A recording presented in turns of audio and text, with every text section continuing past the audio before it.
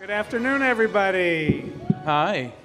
Hi, I'm Marc Platt, fortunate enough to be one of the producers of Mary Poppins Returns, but really excited, actually, that I get to ask some questions of this illustrious group. Let me introduce them really quickly. Rob Marshall, director of Mary Poppins Returns. Emily Blunt, playing Mary Poppins. Lin-Manuel Miranda. Emily Mortimer. Ben Wishaw. Producer John DeLuca. Composer Mark Shaman. Lyricist Scott Whitman, and screenwriter David McGee. Let's have a round of applause for this auspicious group. I'm going to start with you, Rob. First question is, why Mary Poppins Returns? Gosh, thank you, Mark. And he's an extraordinary producer, can I just say that right now? You know what I thought to myself when this came our way, my way? If anybody's going to do it, I would like to do it, because it was incredibly daunting at first, of course, but at the same time, I really felt like I have that film, as many of us on this panel do, in our blood. And I wanted to be able to, in an odd way, protect the first film and treat this film with great care and love. And, you know, musicals are very difficult to do. An original musical, there's so many layers to it, but with this one, you know, creating an original musical from scratch was actually, for me, a dream, and I'd never done it before, and to be able to create it with this beautiful company was exactly what I was hoping for. And I have to say, the guiding message of this film about finding light in the darkness is honestly what drew me to it and kept guiding me throughout the whole process, including till this very moment, you know, when people are actually now seeing the film, because it feels so current to me that, and I'm just speaking for myself, but I feel people need this film now, and I certainly knew that I wanted to live in that world and be part of that, and sending that message out into the world now of looking for hope and light in a dark time. And that's why we set our film in the Depression era in London, the time of the books. It was really so it could feel accessible and feel like it's a story that needs to be told now. Rob, you said this is your most personal film. Why is that? It's a life choice, I guess. You have to get up and approach your life in a certain way, and to look at it from the angle, from a different point of view, which is in our film too. From the point of view of looking for the light. It's in the P.L. Travers books. It's about finding that childlike joy in life, which might sound trivial to some, but to me it's very profound. And I honestly was able to explore that idea in making this film. It was incredibly hard work, probably the hardest work I've ever had to do on a film, but at the same exact time, incredibly joyous for that very reason. Emily. So, how did this come about for you? I think you even called my agent and said something big's coming down the pipe for you, for Emily, and I got a voicemail from Rob, who is my dear friend, and we have known each other a long time. And the voicemail certainly had a sort of charged energy to it. Like, I was like, oh my God, what is it? You know, what is this project? And when he called me, you know, because he is so beautifully ceremonious and wants every moment of the process to feel special and transporting and memorable for you, that even the phone call had such a sense of ceremony to it. And he said, you know, we've been digging through the Disney archives, and, you know, and by far their most prized possession. And I was like, what is it? And I couldn't think, like, what it was, you know. And when you said Mary Poppins, I felt like the air changed in the room. It was so extraordinary, such an extraordinary, rather unparalleled moment for me, because I was filled with an instantaneous yes, but also with some trepidation, you know, all happening simultaneously in that moment, because she is so iconic. She had such a big imprint on my life and on everyone's lives. You know, people hold this character so close to their hearts. And so, you know, how do I create my version of her? What will my version of her be? Because there's no point. No one wants to see me do a sort of cheap impersonation of Julie Andrews, because no one is Julie Andrews, and so she should be preserved and treasured in her own way of what she did. And so I knew this was going to be something that I wanted to take a big swing with, and I knew I could do it with this man, who is the most emboldening, meticulous, brilliant director in the world, and I was in safe hands with him, however much I knew I had my work cut out for me. And can I just add one quick thing, that there's not another person on this planet who could have played that part but you. No one. What did you draw upon? Where did it come from to all the different colors that you painted with this character? Because she's complicated and nuanced, and it's such a sophisticated performance. Where did you find it all? She leapt off the page at me, just in how complicated she is, how unknowable she is in this wonderful way. That duality of the character, you know, that she is stern and she is incredibly rude, you know, and vain, but like funny, you know, and yet there is this humanity, and she has to herself have such a childlike wonder in her in order to want to infuse these children's lives with it, and there must under there be a generosity of spirit to want to fix and heal in the way that she does, you know. So I think for me, and certainly for Rob, when we talked about it in the year and a half we spent before we even started rehearsing, we would talk about her so much, and we both wanted to find those layers and those moments of humanity, and also the fact that she's probably a bit of an adrenaline junkie. Like, she loves these adventures. It's like her outlet, you know. So just finding those moments so she's not just one thing, because she is so enigmatic, and it was such a delicious character to play. Loved it. Lynn, so renowned for Broadway. I remember seeing you the first time in the Heights and watching you burst forth on stage. Here's your first big movie experience. How did it come about, and how was the experience? When I got a call from Rob Marshall and John DeLuca, we'd like to talk to you about something, that became an immediate priority. And they said, sequel to Mary Poppins. And I said, who's playing Mary Poppins? And they said, Emily Blunt. And I said, oh, that's good. And honestly, I can't give them enough credit for seeing this role in me, because when I'm playing Hamilton, I mean, there's no childlike wonder in Alexander Hamilton. He has a very traumatic early life. He goes on that stage and he wants to devour the world, and he wants to move so fast, and he wants to do everything.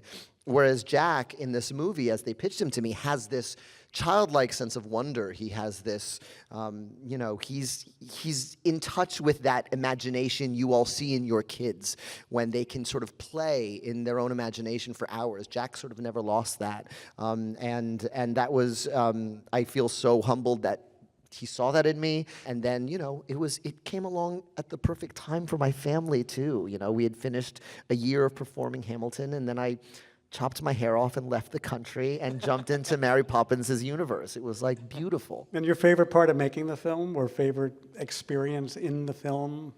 There are so many. I mean, you've seen the film. There are a lot of highs on a movie like this. And coming from the theater, where you're the only thing that changes in the performance is the audience and your energy that day, to go, okay, Thursday we'll be shutting down Buckingham Palace and riding with 500 bicyclists, and Friday you'll be, dancing with the penguins. Those kind of moments are really sort of unforgettable. But for me, I brought my son to set every time we filmed a musical number, and to watch his eyes like saucers while Daddy danced with what seems like 500 dancers and bikers. I'll never forget the look on his face as long as I live. Emily Mortimer, I remember in the making of the film, we had a lot of logistical challenges to get you back and forth for your family, but you seemed undaunted and so determined to participate in this movie. And of course, your work is so quite lovely in it. Just your feeling stepping into the shoes of a character that was a child, the world knows, is now grown up, and the experience of being in a musical film as opposed to a drama. I've got so many things to say. I felt from the minute that I met Rob that I wanted to be part of this film. Of course, Mary Poppins was a huge part of my childhood, as it it is of everybody's. But it was really, and it was exciting to think that they were going to make another movie of it, and daunting too, obviously. But it was meeting Rob and hearing him talk like he has just now about why he was so determined to make this film, and that just really inspired me. And that doesn't often happen. I'm quite old now, and I've done a lot of movies, and I know enough about life to know, or life as an actor or performer or whatever, to know that when somebody inspires you and makes you excited about the idea of a movie or a project or whatever, it's a rare thing, and you just have to go with it. You just have to try to jump on that train if you can. And so I emerged from meeting Rob and John and rung up my agents immediately and said, I just have to be part of this movie no matter what. I just want to be in it. I just want to help Rob tell this story. It just felt like incredible good fortune every time I walked on the set to be there. And as Lynn said, just every single moment was magical. It was like sort of intravenous entertainment. It was almost dangerous. It was almost too much at times. And getting to know Ben and having that friendship was immediate and so sweet, and it was just the whole thing was magical, and something I'll treasure forever, and I feel very lucky to have been a part of. And as to the bit about how to do this part, I don't know really. It was like Rob. It was a sleight of hand of Rob's, where he is the puppet master, and he's absolutely kind of Mary Poppins himself. Like it's a stealth. He is Mary Poppins. He's Mary Poppins without the parrot.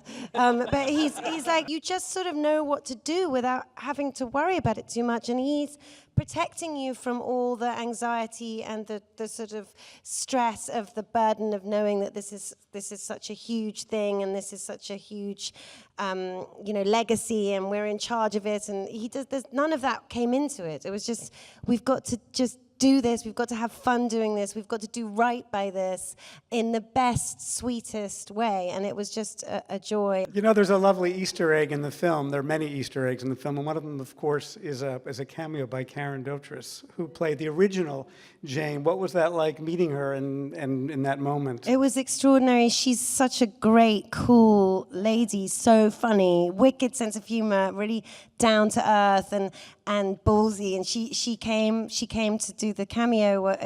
There's a little moment where Ben's emerging from the house with his briefcase late, and he bumps into her, and we all walked onto the set for the first time with her, and she walked onto Cherry Tree Lane for the first time in 54 years, or however long it is since the first movie was made, and she just melted. I mean, she just sort of crumbled, and it was so moving being there with her while that happened and seeing that. We were fortunate to have a number of those kind of experiences. Just really quickly, maybe just real quick about what it was like having Dick Van Dyke and what he said and how he came onto the set. I mean, every one of us was there, and it was beyond. I don't think any of us could even breathe that day, because we couldn't believe that we were touching that. And he was basically playing the same old banker that he played. He grabbed my hand as we walked onto the set, and he turned to me and he said something I will never forget. He said, "I feel the same spirit here on this set that I did in the first film." And that was, that was the dream come true right there. I was so moved when my favorite moment on the set of the whole filming was when after Dick did his monologue to the kids in the bank, we're all waiting for Rob to call cut, and because he was waiting quite a long time, and then he couldn't because of all the emotion. He was crying, and he couldn't literally say the word, and just realizing that was so touching. I think Emily called cut because or said it's bossy, over. yeah. Dear Ben Whishaw, so Ben, similarly, you had you're playing a character now grown up, but sort of so iconic as a little boy. It was the balancing act. Do you mind if I just jump in? It was the balancing act of the whole film and the creation of the film the entire time. That's what we were doing. I really felt that everyone who was a part of this needed to have the first film in their blood. in some way, because that's what we were following. And so we were looking for that balance throughout the entire time we were working on this film. And, you know, I use myself as a barometer, I have to say, because I thought, well, you know, what would I want to see? I would want to, if I came to a sequel to Mary Poppins, I would want to see an animation sequence with live action. And I would want it to be hand-drawn and a 2D world. I would want to see that. I would want Cherry Tree Lane to have a curve to it, because that's the Cherry Tree Lane we all know. I would feel disappointed if it was a straight street. I mean, it was as simple as that. Although we were finding our new way, there were sort of goalposts or signposts throughout that we needed to hold on to, because it's in the DNA of the material. I knew there needed to be, John and I really wanted a big, huge production number that Mark and Scott wrote so beautifully, with athletic dancers, men with Mary and Jack leading the entire piece. That needed to be in there in some way. I would feel that if it wasn't there, we've gone off track. So it was a way of, it was this insane balancing act of honoring the first film, but at the same time forging our own way, our own story. Setting it in the 30s helped that. Having Michael and Jane grown up and seeing what's happened to them and how that and their journey and what they've lost along the way helped that. But it was constantly back and forth, and I have to say, I just used my own gut about what needed to be there, what we needed to reflect, pay homage. Mark and Scott were incredibly careful about making sure that we didn't abuse using themes from the first film. It's so easy to use. We used it in very strategic places throughout the film. Most of it actually very much at the end, where we feel we'd earned it by then. And that's what Mark was very careful about doing. So, but it was all that. I feel like, you know, the whole time it was that. But I did feel that we were coming from the right place, and that was the key. I just wanted to ask, actually, I'm particularly love that this is a musical, and because it's a musical, I feel that the heart of the film is really where the lost things go. And I really would love to know, like, where the inception and thought for that came from, and then also from Emily, how did it feel like singing that on set? Well, the song came from, in one of the books, Mary's uncle is the man in the moon. And she takes the children there for a tea party. But on the other side of the moon, he tells her this is where the things that people can't find live. It's the dark side of the moon, and not in the Pink Floyd way. But Although if you line that up with our movie, it works that out seemed to perfect. be a good metaphor for loss, for her to sing to the children. And we had to find a way for her to sing about loss to the children in a ways that they can comprehend. And the song doesn't actually speak of their mother until the final verse, until she feels like they're really getting it.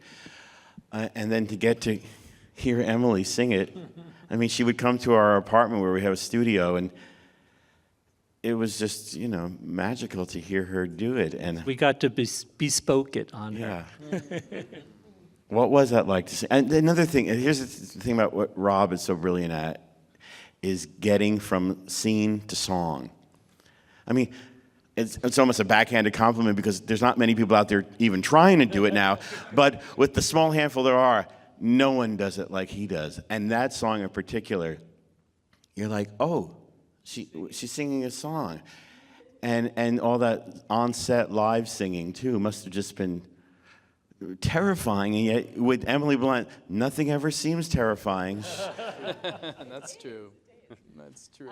I mean, I remember those early days of coming to your apartment and singing that song, and I was so incredibly moved by it that I found it virtually impossible to get through it the first few times I sang it in your apartment. It was so emotional for me, because I did think of my own children and these children in the film and their sense of loss, and that they're trying to hold their father together, and they've dealt with something so profound and so agonizing, you know, to lose a parent and to be so young and miss her so much. And oh my God, I like cry thinking about it.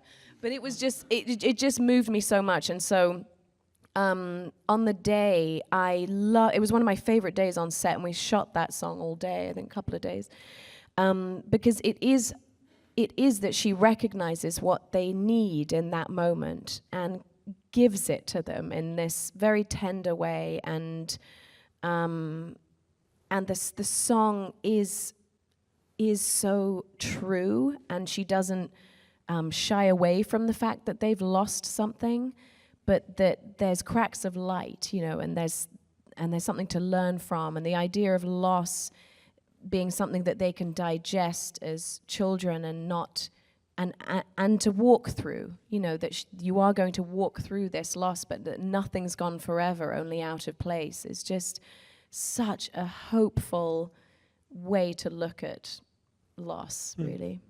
Do we have time for one or two more? Yes, sir?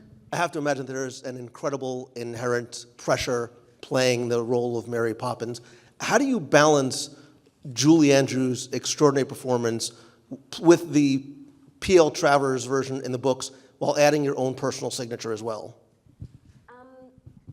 I think for me, what I decided to do was even though I'd seen it as a child, was not watch the original so close to shooting our version, because I think probably because she is so beautiful and so extraordinary in it, you know, I think I would have maybe tried to, I don't know, try and accommodate in some way, you know, in some bigger way what she did, and let that sort of bleed into what I wanted to do. And so I just decided, if I'm going to do this, I'm just going to go on my gut instinct from the book, because she is rather different in all of the books, you know, and that was the decision, really, is just to, if I was going to carve out new space for myself, it was going to have to be without watching the details of what Julie did so close to shooting. I mean, I have this searing memory of Mary Poppins,